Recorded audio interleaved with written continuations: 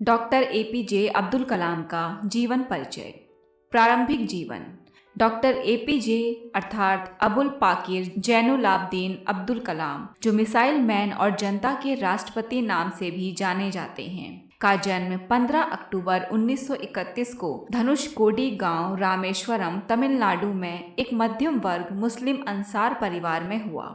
इनके पिता जैनुलाब्दीन ना तो ज्यादा पढ़े लिखे थे, ना ही पैसे वाले थे। इनके पिता मछुआरों को नाव किराए पर दिया करते थे। अब्दुल कलाम संयुक्त परिवार में रहते थे। कलाम के जीवन पर इनके पिता का बहुत प्रभाव रहा। वे भले ही पढ़े लिखे नहीं थे, लेकिन उनकी लगन और उनके दिए संस्कार अब्दुल कलाम के बहुत काम आए।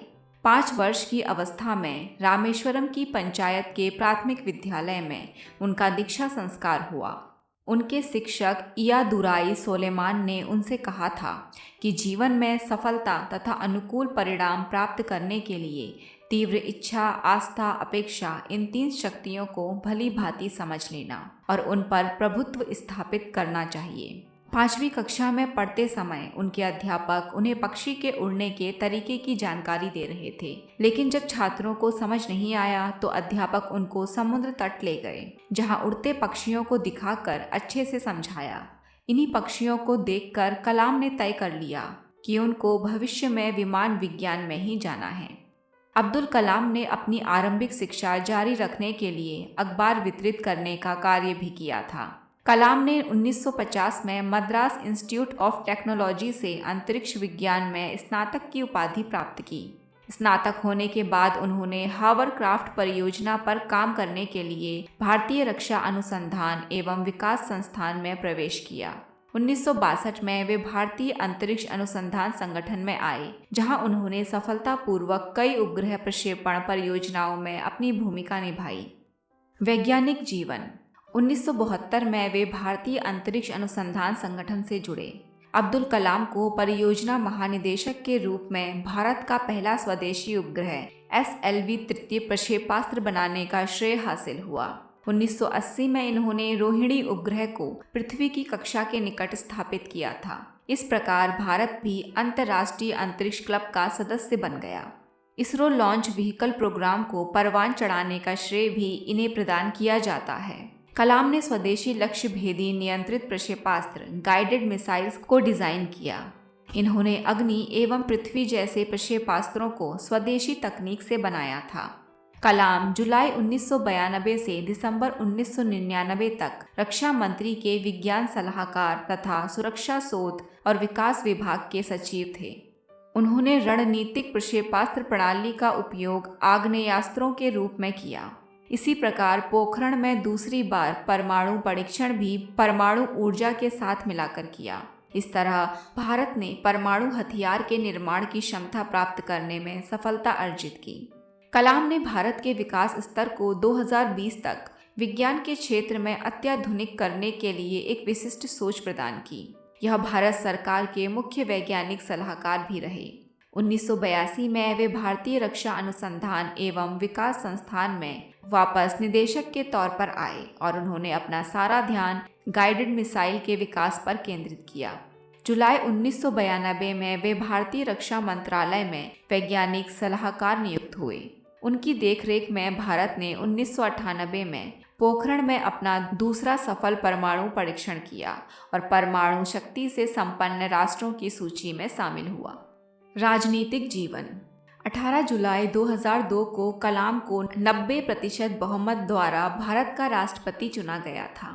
इन्हें 25 जुलाई 2002 को संसद भवन के अशोक कक्ष में राष्ट्रपति पद की शपथ दिलाई गई। इनका कार्यकाल 25 जुलाई 2007 को समाप्त हुआ।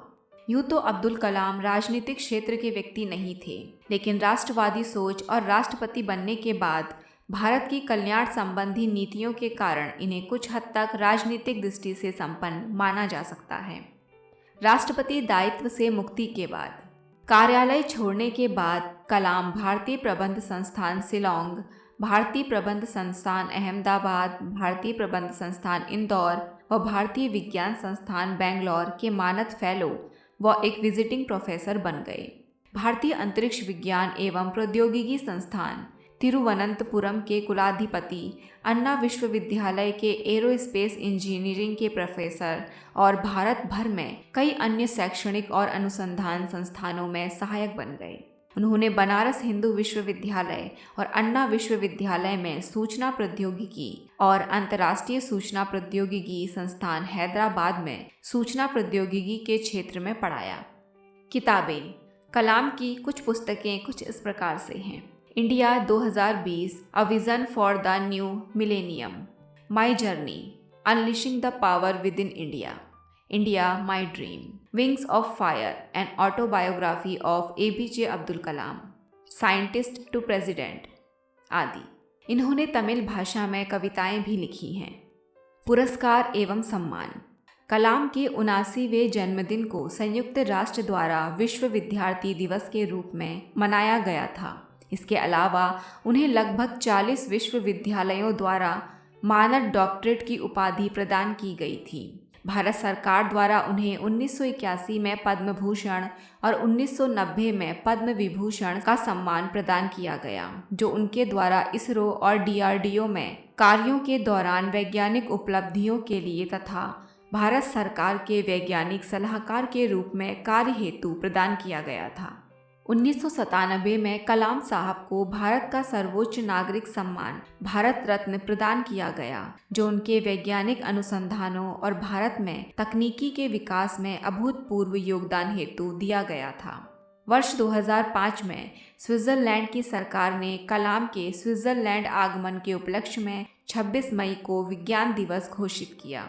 नेशनल स्पेस सोसाइटी ने वर्ष 2013 में उन्हें अंतरिक्ष विज्ञान संबंधित परियोजनाओं के कुशल संचालन और प्रबंधन के लिए वॉन ब्राउन अवार्ड से पुरस्कृत किया। निधन। 27 जुलाई 2015 की शाम अब्दुल कलाम भारतीय प्रबंध संस्थान शिलोंग में रहने योग्य गृह पर एक व्याख्यान दे रहे थे, जब उन्हें जोरदार कार्डियक अरेस्ट, दिल का दौरा हुआ और ये बेहोश होकर गिर पड़े। लगभग 6:30 बजे गंभीर हालत में इन्हें बेथानी अस्पताल में ICU में ले जाया गया और 2 घंटे के बाद इनकी मृत्यु की पुष्टि कर दी गई। महात्मा गांधी के जीवन परिचय के लिए सामने स्क्रीन पर आ रही वीडियो को देखें।